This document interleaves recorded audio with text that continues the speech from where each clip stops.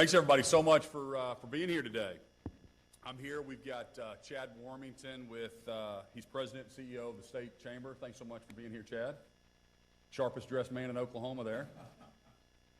We have Secretary of Education Ryan Walters with us, and Steve Harp, our State Chief Operating Officer. You know, from the beginning, we've made it clear that schools need to be open for in-person learning. Oklahoma students deserve that option, being in person, in class, with their teachers. You know, I want to publicly thank the schools, the teachers, for doing their part, for doing everything they can to provide in-person learning for kids across the state. Most schools in Oklahoma are currently open, and I've heard from concerned Oklahomans who recognize that the past few weeks have really created some new challenges. Many schools don't have the staff or the substitutes to actually fill every single classroom. Students, you know, they deserve and they need that right for in-person education. The state has a responsibility to ensure that those students do have that right, and that remains intact, that they have in-person learning options. We know how damaging it can be for kids, for their academic performance. We've seen that over the last couple years, for the mental health of young people when schools are closed down for an extended period of time. That's why today I'm announcing an executive order to help all of our schools across the state. I'm authorizing the state agencies to allow their employees to help keep kids in school by substitute teaching all across the state. Secretary Walters will work with school officials and administrators to get this implemented across the state. The core mission of all of our 32,000 state employees is to serve the public and to help make Oklahoma a top 10 state. Throughout the pandemic, we've seen state employees, they've answered the call, they've switched and moved to different state agencies where we needed help at that specific time. And right now, that means stepping up to help our schools. So I'm asking all state employees to see what they can do because in-person learning is so important for the future of that specific child, but also for the state of Oklahoma. I'm encouraging everyone in our different communities around the state to reach out to the local school district and find out what they can do to help. And maybe that is substituting. So let's come together. We're going to think outside the box, and we're going to help keep 100% of our schools open across the state of Oklahoma. With that, I'll turn it over now to Chad Warmington, the State Chamber President, to give you an update from the business community's perspective. Chad? Thank you, Governor. It's a pleasure to be here today. Look, we all know that school closures really negatively impact the economy in both the short and the long term. Various global studies and national studies have concluded that students that are out of school have a long-term reduction in their earning power and in the potential long-term reduction in the overall GDP of the nation. More immediately, school closures exacerbate the labor shortage that businesses are already grappling with as employees have to stay home from work to handle their their children's school closure issues. And so we believe that employees have valuable skills that can be brought to the classroom to support students in schools. So today, the State Chamber is announcing an initiative called the Guest Educator Program to help fill the gap that districts grappling with staff shortages due to COVID-19. But frankly, this program can continue on for not just for now, but in the future as well.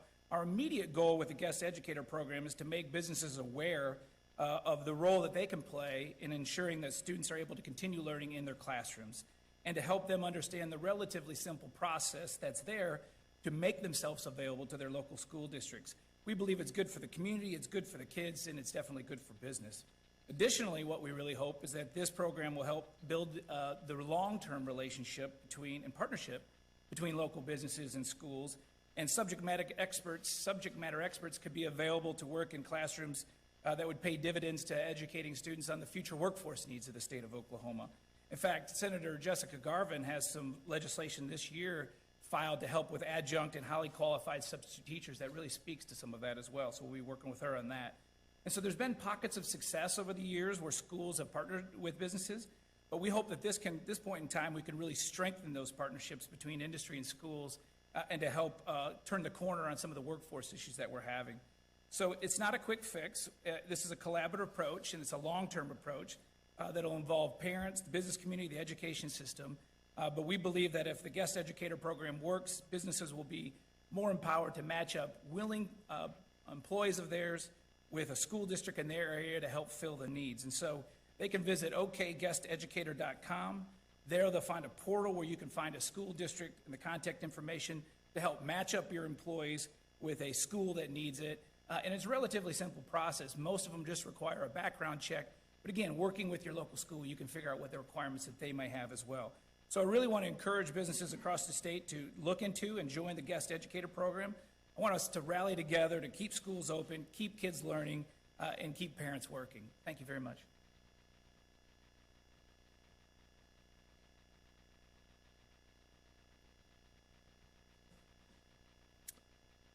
From the day that the governor appointed me as Secretary of Education in the middle of the pandemic, I began hearing from parents all across the state and students that were asking for in-person learning. They wanted that option for their kids. And so from the very beginning, the governor and I have always talked about what can we do that's in the best interest of Oklahoma students. We've seen throughout the pandemic the negative health impacts when it comes to the mental health of a young person, when it comes to the academics of young people that do not have in-person school. So we have been working to keep schools open from day one so that our students have that option. I want to, again, like the governor, publicly thank our teachers who have been stretched so thin, doing all they can to keep our schools open for our young people. And I want to thank so many administrators around the state who have explored all options to keep schools open. Thank you for what you're doing for our young people. Thank you for what you're doing for your communities. I asked last week that all administrators and communities do all they can to keep schools open. I met with school teachers last week. I met with school leaders, and what they kept bringing up was the need for substitute teachers, that teachers need help to cover their classes so that teachers can continue teaching. I want to thank Governor Stitt and Chad Wormington from the State Chamber, moving quickly to find ways that we can bring more human capital to our schools so that teachers get that help that they need. I want to continue to ask communities and administrators to do all they can to assist our teachers so that parents can know Oklahoma schools are going to stay open and your children will be able to continue in-person learning. With that, I'm going to turn it over to the COO, Steve Hart. Good afternoon. My comments will be brief. The state of Oklahoma has been through this before, at least in terms of operations. During the early days of COVID, we mobilized several hundred employees to serve at different locations. So, for example, State Department of Health, we had employees also at OESC during our crisis with unemployment. We've had a great turnout from our employees in terms of their ability to rally around these causes, and we think we're going to do the same thing here. So, very fortunate today that we have the state in such a great location and in a situation as the governor's put us operationally. So now that we feel like we can come up with some labor to offset some of these needs in the schools with substitute teachers. We're imploring that all directors in state agencies as well as employees will now know that they can sign up, and we'll be working that process internally through OMES. But we're looking forward to getting more community activity through our employees into the schools to help offset this problem. So with that, I'll turn it back over to the governor. Thank you, Steve. Thank you, Secretary. Thanks, Chad. And again, just to echo, I thank the schools, the teachers, for doing everything they can to provide that in-person learning for students that's, we know is so, so critical. And again, just encourage all Oklahomans across the state of Oklahoma to do what they can to maybe help substitute. If you've never substituted before, to volunteer in your school district, and let's get through this together. If it's just for a few days, we know we can make a big difference, and that's why we're thinking outside the box here to roll this out for our state employees. So thanks again for being here today, and we'll open it up for a few questions for myself and the team that's here. Well, the executive order is being done today, and Secretary Walters, you may take that. How quickly will they get out? Yeah, this will be as soon as possible. We'll have the executive order out today, and we'll be moving to get employees volunteering up, ready to go. Tomorrow. We expect state employees to be mobilized tomorrow and be reaching out for the school districts. That's our intent. And then Chad, with the business community, you're rolling out today, and you're expecting businesses around the state to start volunteering. COVID-19 is the cause of these staff shortages. Why do you think none of these solutions attempt to slow the spread of COVID? Well, we've got record cases right now in the state of Oklahoma. The Omicron is sweeping across the state of Oklahoma. It's sweeping across the United States. This is actually our third surge, and it's the highest peak we've had, just like every single other state. So regardless of policy and what any state has done, every state has seen COVID positives go up. The good news with Omicron is it doesn't seem to be as dangerous as far as going to the hospital. Our hospital numbers are not as high as they were back in January. I just got off a phone call with an update from our health department, and 40 to 45% of our hospitalizations with COVID are there with COVID, not because of COVID. So in other words, because Omicron is so infectious, everybody that goes to the hospital, whether it's for a broken leg or any other issue, they're being tested, and up to 45% of those are testing positive, but they're there actually in the hospital for a certain thing. I actually went with our team last week, and we were touring the strategic stockpile just to make sure we had all the supplies, all the everything that our hospitals would need to fight this, and we've got a great supply. They were showing me all of the supplies there to support the hospital. So we're continuing to do that, and I'm just encouraging Oklahomans to be safe, take care of their health. This affects people differently. Some people can get very sick with it, but this is something that's going through the whole state. The good news that they just shared with me from the Department of Health was there are 4 or 5 states around us that are starting to see their numbers come back down. Maine, where Omicron started, are seeing the dramatically come down, way below the peaks of the first 2. And then even Louisiana, a couple other states around us are starting to see the numbers. Florida's coming back down. So we think we're about peaked and coming back down on the other side of it. These folks who aren't trained in education going to the classroom, what would you say to folks who say they're basically acting as babysitters in schools? Well, I mean, substitute teaching. Number one, we know that the best solution is our wonderful teachers across the state in person teaching young people. Second best thing is substitute teachers. There's wonderful substitute teachers. There's wonderful people from the business community. And so that's the second best thing is we've got to keep our kids in person, keep the school doors open, because there's a whole nother set of consequences when kids are at home. And Chad Warmington talked about these parents are still having to go to work, and these kids are left by themselves at home. So I would much rather have them in the classroom, and I think most parents agree with me. Back on 2 hours ago, the state hospital leaders, or the OKC hospital leaders, had a press conference talking about the backup in their emergency departments. And they've got, I think, a combined 117 patients who are waiting for an ICU or ER bed and can't get in it. They're saying that their employees, nurses, doctors, they also have infections, they have family members who are sick, they're strained.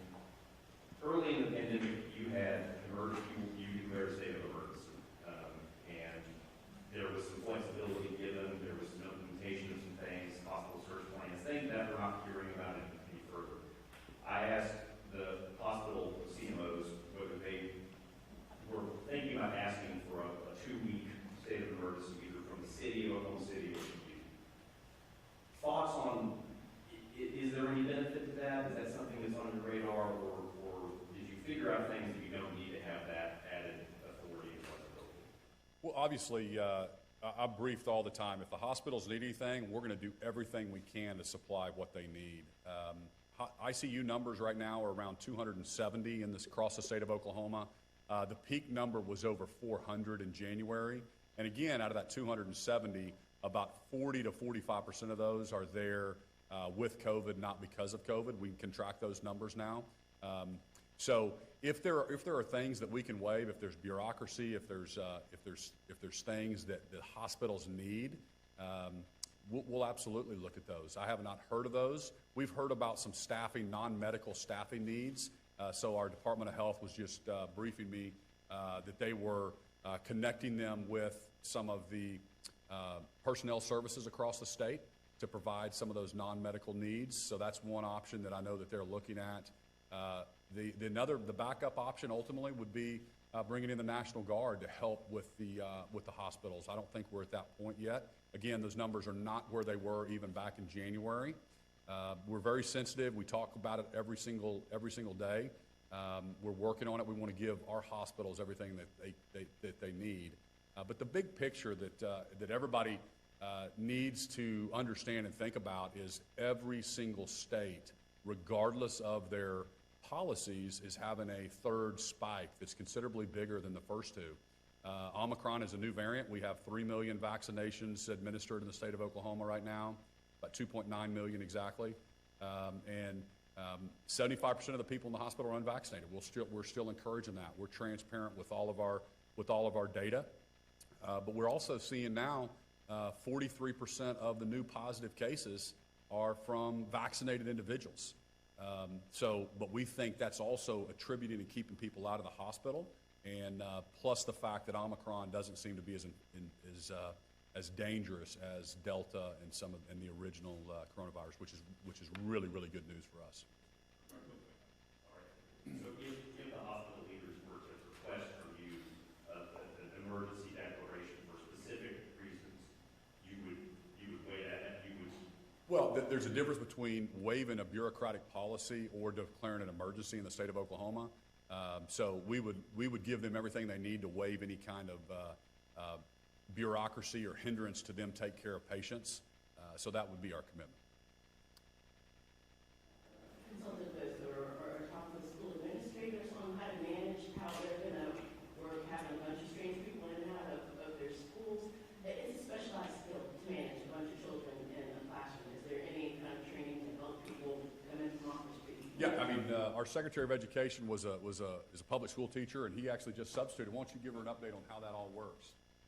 Yes, I've been on the phone and met with administrators for the past week. They're all very excited to have the opportunity to have personnel come into their school. To your point, most schools have some sort of onboarding and help folks that are coming in from off the street to come sub. And again, we have to have a background check, and we're working to make sure that is as speed line as possible so that they can get inside the schools. And the second part is the school helping onboard these volunteers as they come in. And most schools do a great job of providing supports. And again, these aren't people that are coming in to be a full replacement for a teacher. These are people that are coming in volunteering to help monitor classes, help continue with a lesson plan that a teacher's provided for them. So again, they'll be able to step in with assistance from the schools and be able to continue that learning process. education that I also talk about. We see stories on a regular basis of people who pass background checks to be employed at schools who are prosecuted for having sexual misconduct or sexual relationships with students. So as you talk about bringing people in, state employees who may never interact with a child or a teenager, people from the private sector who may not have gone through that, is there any consideration or guidance or training or additional emphasis on what not to do when a 15-year-old walks up to you and puts their hand on your shoulder in a way that's awkward? So you absolutely have to take that very seriously of any kind of misconduct inside a school. Obviously, that is the top concern of our students' safety inside the school. These background checks that are done are not only just the typical background check, they also have the fingerprint background check as well, which that allows the school to maintain any type of understanding of if there was to be a run-in with law enforcement anytime when this individual is working with the school. And the second part is, yes, sir, I think that this is what schools, as somebody comes on board, there's clear expectations of what's expected from a sub and how they behave. This executive order, how will it impact staffing shortages that are already happening in other state agencies? So So right now, at least with the top 10 agencies that support most of the government's functions and budget, we're not seeing that. We're not seeing massive shortages. We've had Omicron come through. We've had some timeliness in terms of, whether we were at full capacity or not, but for the most part, we are. And that's what's making this available to us now. So the state of Oklahoma, at least for those agencies that support the majority of our citizens, isn't suffering from a crisis of not having workers. Their own personal skill, or they want to be paid, what is still would be paid? Yeah, they'll be paid, so the governor's made it available for them to go off and do the job, but they're not going to be taking sub pay. They'll be paid by the state just as they normally would. So that's funds that the schools should be able to use to pay other substitutes or other resources that they need as they need. That's if they were going to their regular job, except they're going to go sell. That's correct. That's exactly correct. Just as it was during COVID in March of 20 and during the summer of that same year. Vaccinated? I don't think that's a policy that I'm willing to speak about because the chief operating officer, but it's not one that I'm asking for. There's a possibility of going to hospitals. Would you ever consider sending the National Guard in to keep schools open? Well, no, we haven't considered doing that. The National Guard would be used for if there was any kind of, like we were administering vaccines across the state early on, we're delivering PPE across the state. So if there was a shortage or a need for the National Guard, that's one thing. The substitute teaching piece, we have not considered the National Guard for that now. They're not being required to be vaccinated, but would you say to parents who are maybe concerned that just bringing more people on campus might only further the spread of COVID cases? Yeah, I don't think any teacher's required to be vaccinated today, so I don't think that would change for a substitute teacher. Thanks, everybody.